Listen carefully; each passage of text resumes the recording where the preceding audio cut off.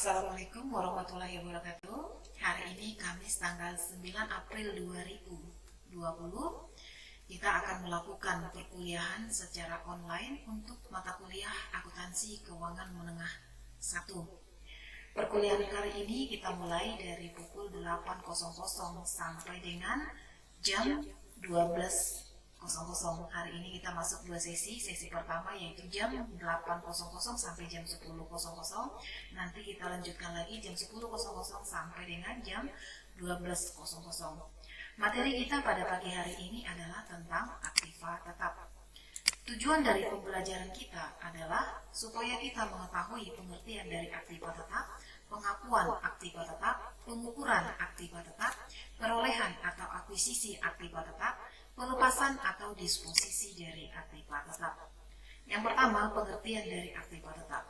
Definisi aktiva tetap adalah aset berwujud yang dimiliki untuk digunakan dalam produksi atau penyediaan barang atau jasa, untuk direntalkan kepada pihak lain atau untuk tujuan administratif, dan diharapkan untuk digunakan selama lebih dari satu periode.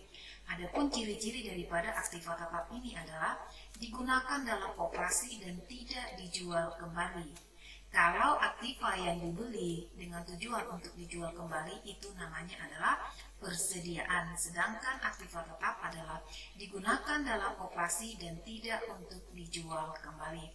Bersifat jangka panjang dan biasanya disusutkan serta memiliki wujud. Pengakuan aktiva tetap. Biaya perolehan aset tetap harus diakui sebagai aset jika dan hanya jika. Ini bahasa undang-undang ya. Jika dan hanya jika. Yang pertama, besar kemungkinan manfaat ekonomis di masa depan berkenaan dengan aset tersebut akan mengalir ke entitas. Artinya, manfaat dari ekonomi atau pendapatan daripada aktiva tetap tadi akan mengalir ke dalam perusahaan, dan tentunya dengan adanya aktiva tetap ini akan menambah pendapatan kita dibandingkan dengan tanpa adanya aktiva tetap yang sekarang. Yang kedua, biaya perolehan atau aset. Biaya perolehan aset dapat diukur secara andal, yaitu mulai dari harga fakturnya, biaya pengiriman, biaya pemasangan, sampai pada aktiva tersebut siap dioperasikan. Itu adalah biaya-biaya yang dapat diukur secara andal.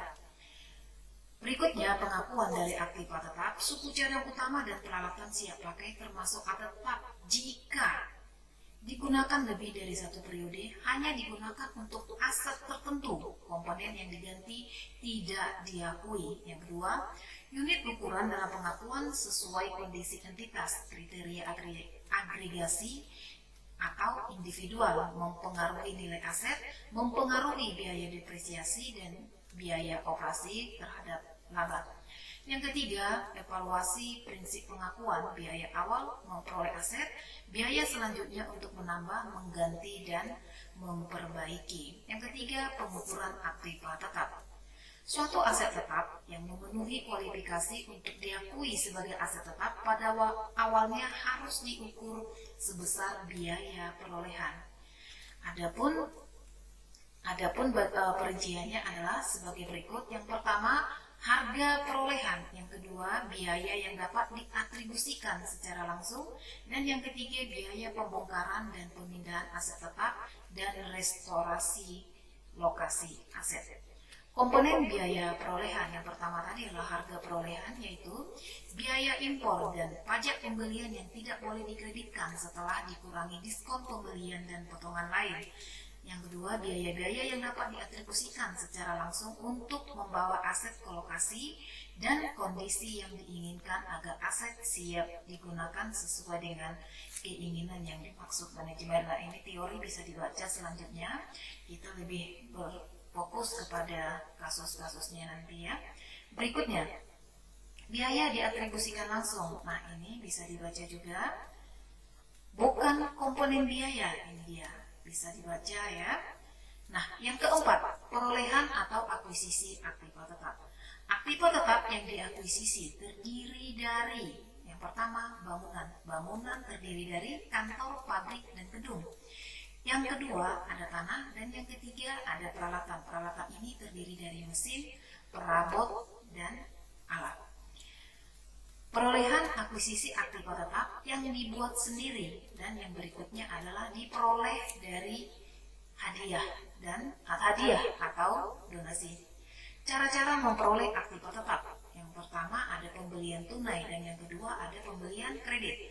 Jurnal untuk pembelian tunai adalah bangunan pada kas, itu kalau kita beli bangunan, tanah pada kas kalau kita beli tanah, peralatan pada kas kalau kita yang membeli peralatan. Yang berikutnya adalah pembelian kredit. Bangunan pada utang kalau kita pembelian bangunan, tanah pada utang kalau untuk pembelian tanah, peralatan pada utang untuk pembelian peralatan. Nah, untuk bangunan kita lanjutkan pada video berikutnya. Baiklah, ini adalah video yang kedua untuk aktiva tetap. Kita masuk kepada akuisisi untuk bangunan. Akuisisi bangunan terdiri dari dua. Yang pertama, bisa diperoleh dengan cara dibangun sendiri dan bisa diperoleh dengan cara membeli. Biaya terkait akuisisi jika yang pertama membangun sendiri, biayanya terdiri dari biaya material, tenaga kerja, overhead selama proses konstruksi, izin mendirikan bangunan, dan biaya bunga. Nah, biaya terkait akuisisi jika membeli, maka biayanya adalah harga beli bangunan, pajak, biaya balik nama, dan komisi. Oke, berikutnya untuk akuisisi tanah. Semua biaya terkait dengan akuisisi dan penyiapan tanah sesuai dengan tujuan pembangunan. Yang pertama, harga beli, biaya pengurusan hak tanah atau sertifikat, pajak, BPHTB, biaya notaris, dan lain-lain. Yang kedua, biaya penyiapan tanah, yaitu terdiri dari perataan tanah, pengukuran tanah, pengeringan, dan pembersihan tanah.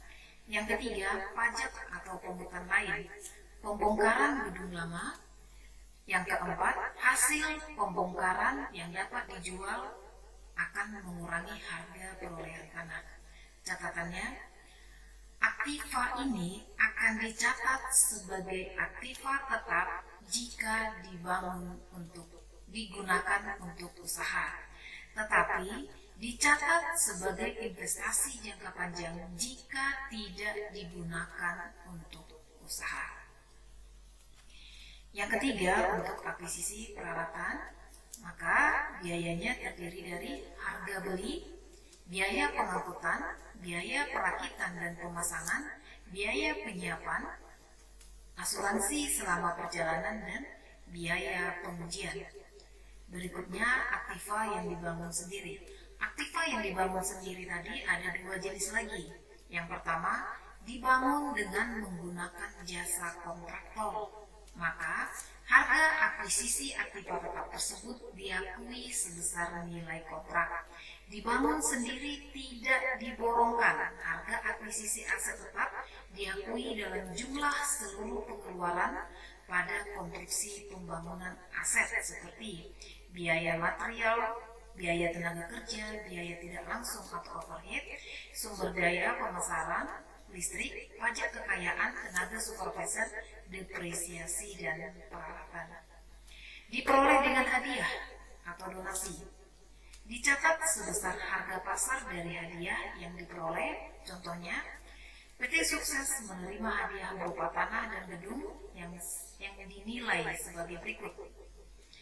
Harga tanah 2.500.000, harga gedung 4 juta, maka jumlah hadiah yang diperoleh sebesar 6.500.000. Maka jumlahnya adalah tanah 2.500.000, gedung 4 juta, di kreditnya adalah modal donasi sebesar 4.500.000.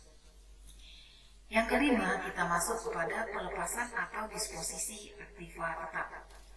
Aset tetap dalam suatu perusahaan bisa dilepaskan melalui 3 cara, yaitu dihentikan pemakaiannya, dijual, ataupun ditukar. Disposisi aset tetap. Pada saat pelepasan terjadi, perusahaan harus mencatat depresiasi untuk masa sejak dicatatnya depresiasi yang terakhir sampai saat terjadinya penyelesaian. Selanjutnya, nilai buku dieliminasi dengan yang pertama, mendepet atau mengurangi akumulasi depresiasi sejumlah depresiasi yang telah dilakukan sampai dengan saat pelepasan. Yang kedua, mengkredit atau mengurangi akun aset tetap sebesar biaya perolehan aset tetap yang bersangkutan. Penghentian pemakaian aset tetap sudah tidak mempunyai nilai buku, ya. Penghentian pemakaian aset tetap apabila aset tetap tersebut tidak mempunyai nilai buku. Yang pertama, contohnya, PT Perdana memutuskan untuk menghentikan pemakaian sejumlah komputer yang seluruhnya memiliki biaya perolehan sebesar 32 juta. Akumulasi depresiasi komputer berjumlah 32 juta, nilai bukunya sama dengan 0. Maka jurnalnya adalah akumulasi depresiasi komputer 32 juta pada peralatan komputer sebesar 32 juta. Penghentian pemakaian aset tetap apabila masih ada nilai bukunya. Contohnya, PT Nakula menghentikan pemakaian sebuah mesin yang memiliki harga perolehan sebesar 180 juta dan akumulasi depresiasi sebesar 140 juta. Jurnal untuk mencatat adalah sebagai berikut. Akumulasi depresiasi sebesar 140 juta, ya, rugi penghentian mesin sebesar 40 juta. Ya, ini tadi penghentian pemakaian aset tetap apabila masih ada nilai buku. Masih ada nilai buku aktiva tetap, tetapi aktiva tetap tersebut telah dihentikan pemakaiannya, maka perusahaan mengalami kerugian sebesar nilai yang tersisa di dalam nilai buku. Jadi jurnalnya tadi adalah akumulasi depresiasi sebesar 140 juta, rugi penghentian mesin 40 juta pada mesin sebesar 180 juta. Ya, berikutnya kita lanjut ke video berikutnya.